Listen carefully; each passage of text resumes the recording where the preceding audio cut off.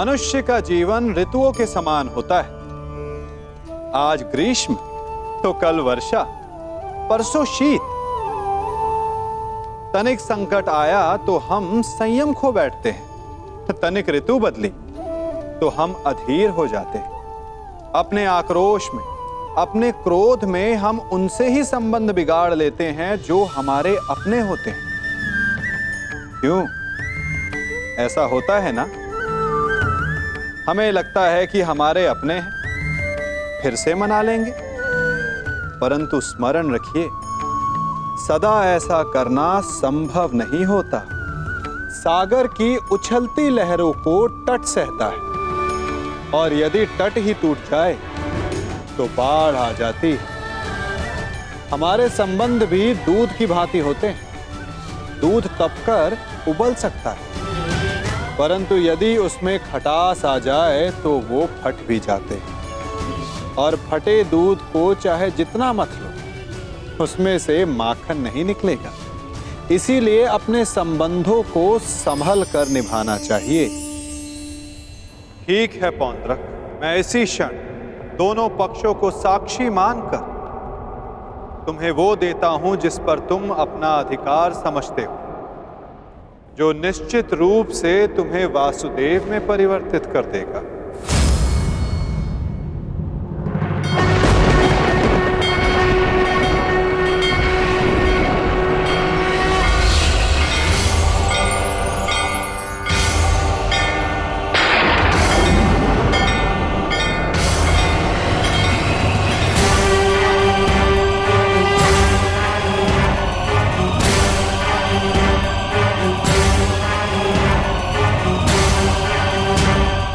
ये लो पौंड्रक, वो अस्त्र जिसका वास्तविक वासुदेव के पास होना अनिवार्य है।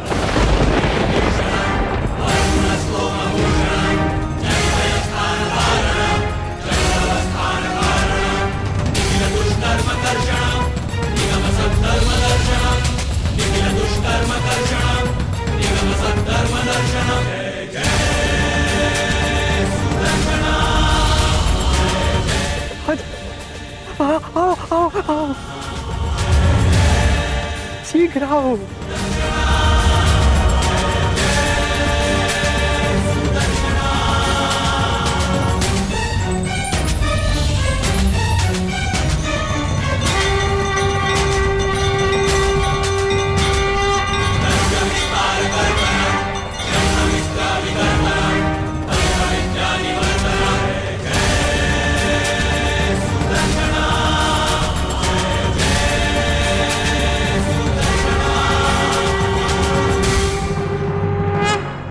अंततः वो समय आ गया जिसकी मुझे बरसों से प्रतीक्षा थी। मुझे मेरा सुदर्शन चक्र मिल गया मुझे मेरा सुदर्शन चक्र। अब मुझे परास्त कोई नहीं कर सकता, क्योंकि मैं अब सर्वशक्तिशाली हूं। मैं वासुदेवा।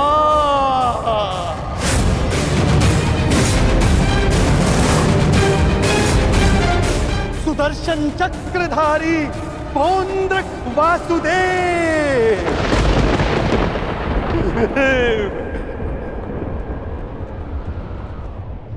अब समझा मूर्ख सूत पुत्र कि वास्तविक वासुदेव कौन है?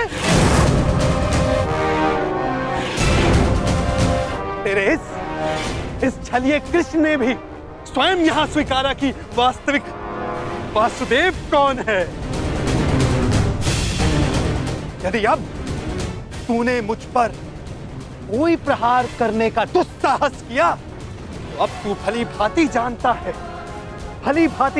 है कि मुझसे बुरा और कोई नहीं होगा। क्षण भर में वध कर दूंगा तेरा।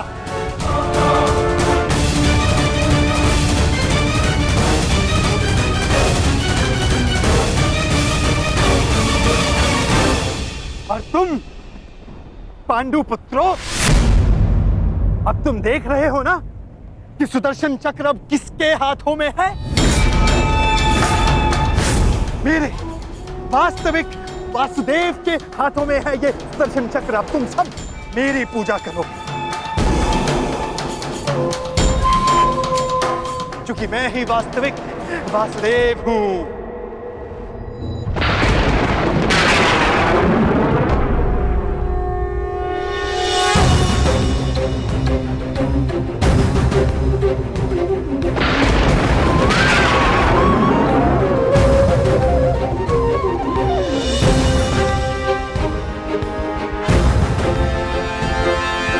इस चक्र का भार क्यों बढ़ता जा रहा है?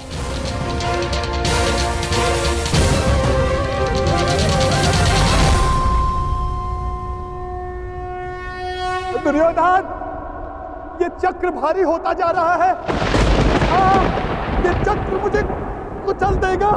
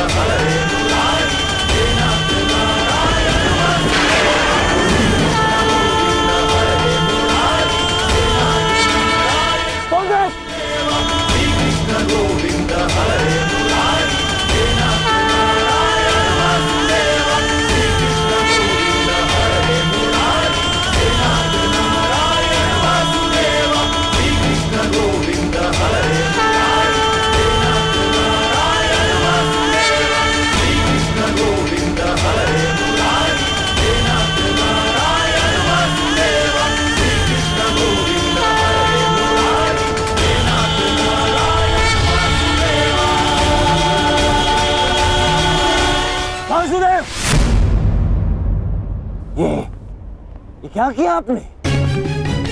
बंद कर दिया, छल किया, फिर से छल किया आपने।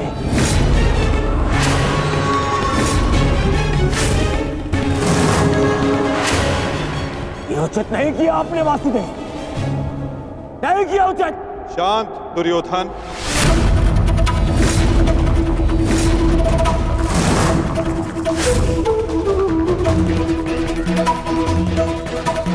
इतना क्रोधित क्यों हो रहे हो गांधारी नंदन?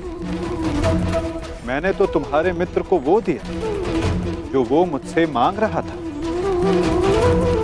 अब वो उसका भार नहीं सह पाया, ये मेरा दोष नहीं।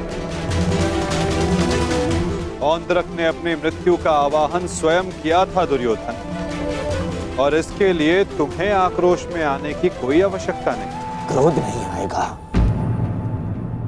क्रोध आना आवश्यक है। तुम्हें देखकर, इन पांडवों को देखकर, तुम्हारा छल देखकर।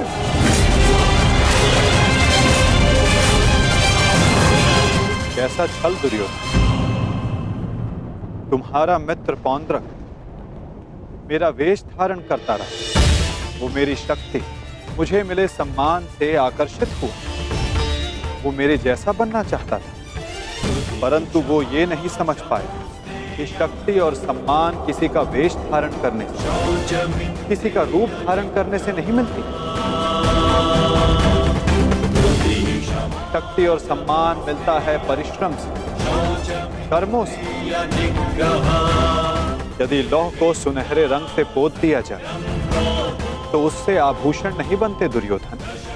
स्वर्ण बनने के लिए कड़ी अग्नि परीक्षा देनी होती है, कसौटी पर खरा उतरना पड़ता है दुर्योधन। और तुम्हारा मित्र सुदर्शन चक्र की कसौटी पर खरा नहीं उतर पाया, और अंततः उसने अपना नाश कर लिया। तुम्हारी हानि पर मुझे खेद है दुर्योधन, परंतु पौंद्रक के अंत पर नहीं, क्योंकि उसके कर्मों का फल ही यही है।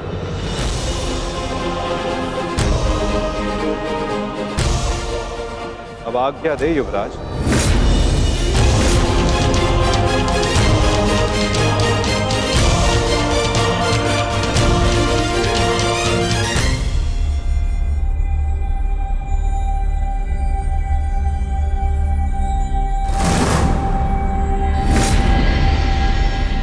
कल युद्ध के नियम निर्धारित किए जाएंगे गांधार राज।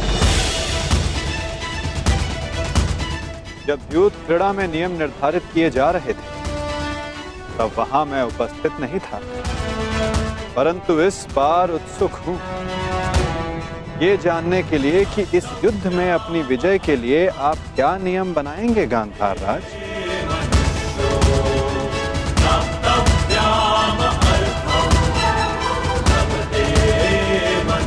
कल के सूर्य उदय की प्रतीक्षा रहेगी मुझे।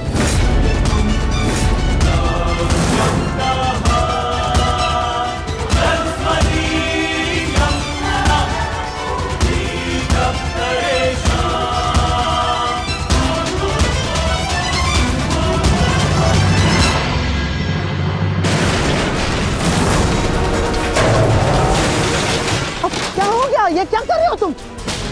हाँ, देखो देखो दुर्योधन, देखो।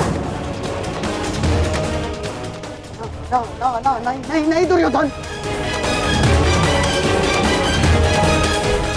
मैं उस वासुदेव को नहीं छोड़ूंगा।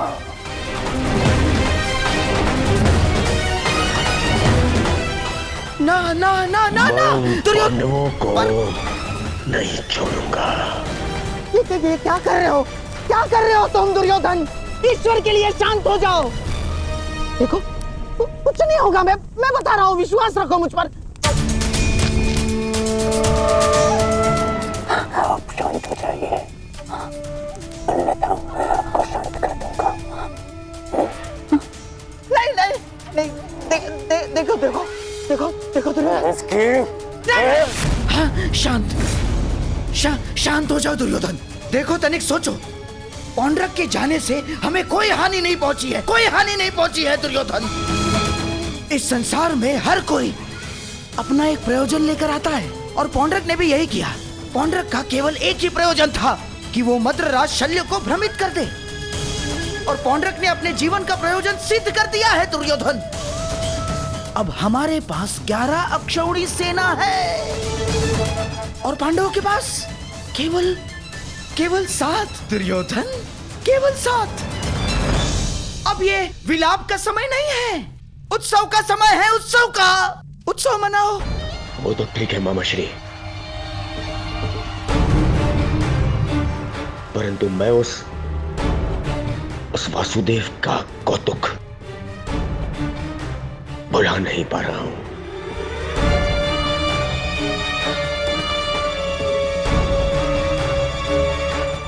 हाँ, देखो सब ठीक हो जाएगा दुर्योधन। हाँ, तुम बैठो। अब ये सब कुछ छोड़ो ना दुर्योधन। देखो युद्ध में वो कृष्ण छलिया कुछ नहीं कर पाएगा। पूछो क्यों? तो निहत्था है वो। अब इस समय हमारा पक्ष सबल है, हमारा पक्ष, और पासा हमारे हाथ में है दुर्योधन, हमारे हाथ में। कैसा पासा? अब देखो, कल युद्ध के नियम निर्धारित किए जाएंगे। ऐसे नियम बनाऊंगा कि पांडव पक्ष आ जाएगा, और फिर वो छलिया कुछ नहीं कर पाएगा वो छलिया।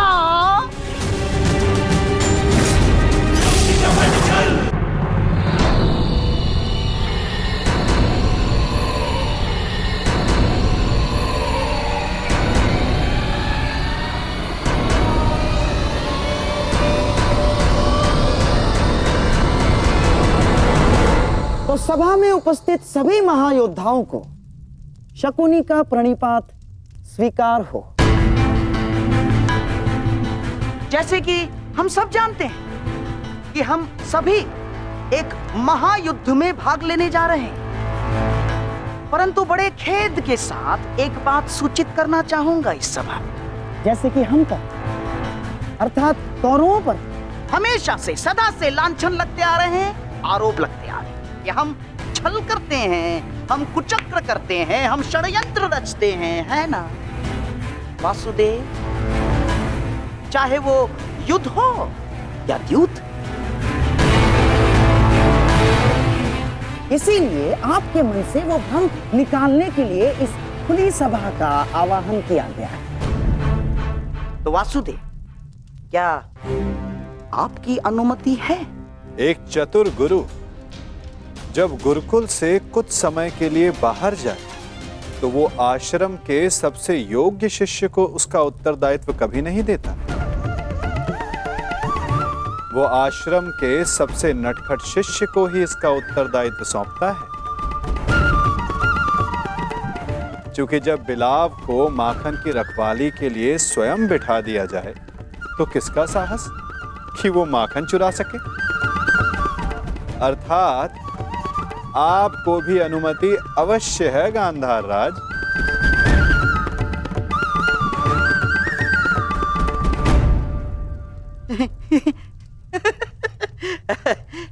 वासुदेव, आपका विनोद समझने में मैं असक्षम हूं। मेरे कहने का आशय मात्र केवल इतना है गांधार राज कि मैं आपके वचनों से सहमत हूं। यद्यपि युद्ध सीमा बढ़ाने या सीमा पर अतिक्रमण रोकने के लिए होता है, तो युद्ध के नियम और सीमा निश्चित कर लेना आवश्यक है। क्योंकि यही नियम, यही सीमाएं इस युद्ध को धर्म युद्ध बनाएगी। तो ये बात आप सरल मार्ग से भी बता सकते थे वासुदेव। यदि आपका भाषण समाप्त हो गया तो हम युद्ध के नियमों पर चर्चा करें। वैसे भी हमारे और आपके पक्ष की सेना के अंतर को देखते हुए ये युद्ध केवल औपचारिकता मात्र रह गया है।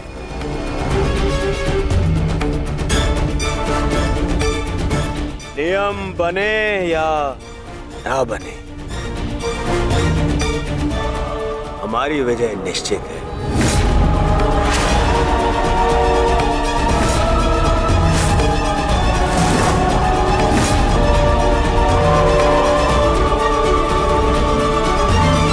या ना बने, हमारी विजय निश्चित है। इस आत्मविश्वास का कोई एक कारण तो बताओ।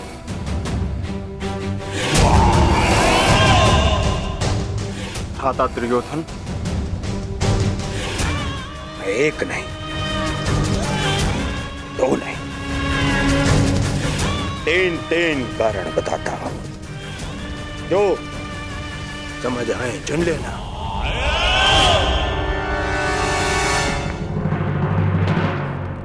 पहला कारण, पितामह भीष्म जिन्हें इच्छा मृत्यु का वरदान है।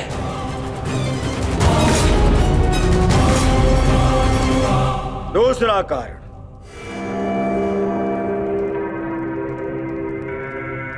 आचार्य द्रोण जिन्होंने तुम पांडवों को शस्त्र संधान की शिक्षा दी।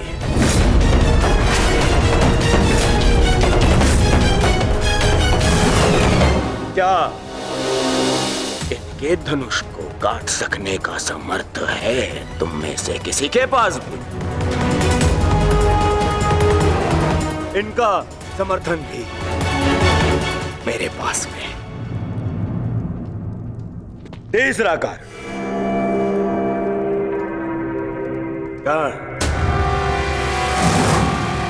ब्रह्मास्त्र, ब्रह्मांडास्त्र और ब्रह्मशिरास्त्र जैसे अस्त्रों से सज्जित है मेरा मित्र कर्ण, जिसका बाण तुम्हें विजय प्राप्त करने नहीं देगा और जिसका कवच मुझे पराजित नहीं होने देगा।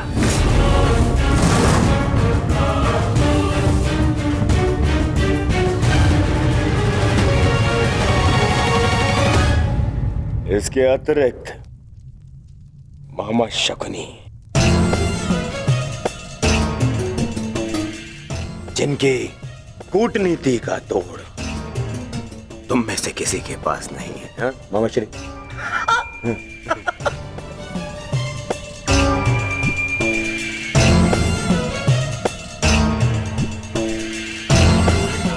भद्रराज शैल्य, नारायणी सेना, अब अरे ये तो 3 से अधिक कारण हो गए, है ना अर्जुन?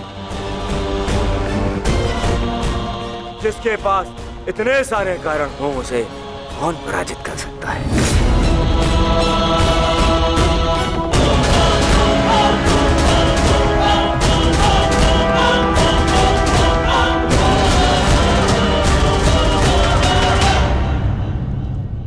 विजय और पराजय का निर्णय तो युद्ध के अंतिम दिन होगा हस्तिनापुर युवराज। नियम तो केवल युद्ध का मार्गदर्शन करते हैं। अंत में कौन कितनी सीमा में रहता है और किसे सीमा तोड़ने का दंड मिलेगा, ये तो समय ही बताएगा।